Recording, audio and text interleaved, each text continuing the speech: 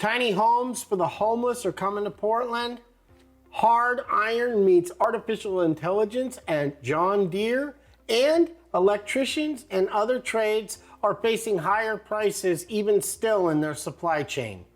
Thank you for tuning in. My name is Sean Tolan, and you're watching Construction Business TV, Portland, Oregon.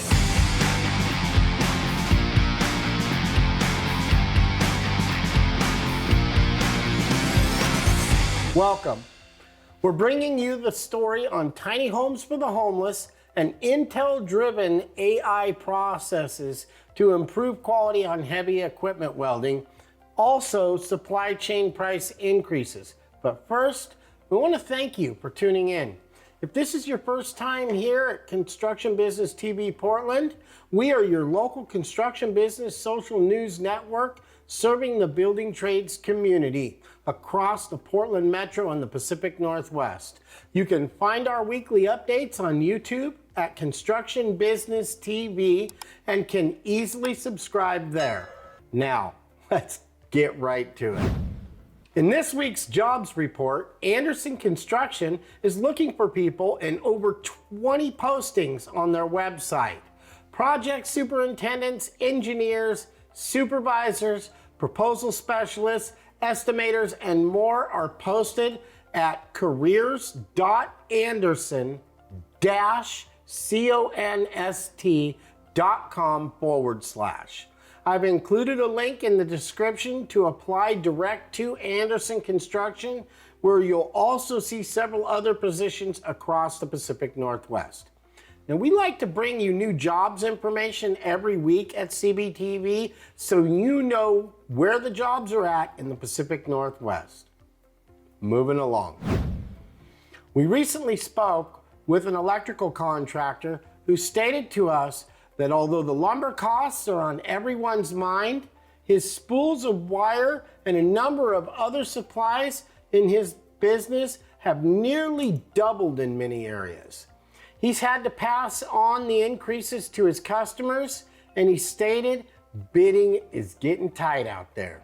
And unlike lumber, he has little to no alternative materials to source from when wiring a home. Now, we'd like to hear from other subcontractors out there as well. What supply chain increases have you noticed? And how much is this affecting your contracts?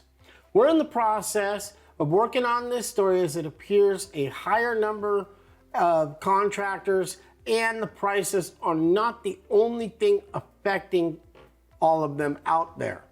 It's not just the lumber industry, folks. We'll bring you more on this story as it develops, but now for our next story. Intel has partnered with John Deere with an artificial intelligence solution to a welding problem in manufacturing. What's new is John Deere is leveraging Intel's artificial intelligence, AI technology, to help solve a costly age-old problem in the manufacturing welding process. Deere is piloting a solution that uses computer vision to automatically spot defects in the automated welding process in its manufacturing facilities. The Intel AI analyzes the computer vision in ways not even the human eyes can detect. And here's why it matters, folks. At 52 factories around the world, John Deere uses gas metal arc welding. And that is the process that they use to weld mild to high strength steel. With certain welds, the problem of porosity due to tiny little bubbles in the welding process can lead to a failure and requires a tedious inspection process at the factory by human inspectors. According to Andy Benko, quality director at John Deere Construction and Forestry Division, welding is a complicated process. This AI solution has the potential to help us produce our high quality machines more efficiently before. Goes on to say, the introduction of new technology into manufacturing is opening up new opportunities and changing the way we think about some processes that haven't changed for years. Now, nobody in the construction business ever complains about more reliable products. They just don't like stuff that breaks down or breaks too early. And we will definitely be interested to see if the overall quality in heavy equipment, front end loaders and such, goes up as a result at John Deere. Now for our next story. The city of Portland started on a new initiative to provide tiny homes for the homeless back in November. And many of the units are occupied on a lot in inner southeast Portland by the East Bank Esplanade. Now, tiny homes have been around for a while, folks, and have been quite popular with retirees, homesteaders, and minimalist living enthusiasts. A tiny home is classified as being less than 1,000 square feet, and it's mobile, with many going anywhere from around $35,000 to $120,000 in the Portland area, depending on square footage and amenities. Tiny homes are not for everyone, and some people abandon them for large structures, also citing costs per square foot to build. Although Portland's program has had its supporters and critics, there are some key takeaways. First, we found that the cost for the program is significantly lower per unit, and there are many takeaways there for contractors looking for public building projects, as well as cost cutting in the supply chain. In an article posted by KGW News 8 online, the shelters are operated by the city and county's Joint Office of Homeless Services. Each temporary home will provide between 64 and 100 square feet of space and bunk beds. They're equipped with heat, electricity, a locked door, and get this, will cost the city around $6,000 for each.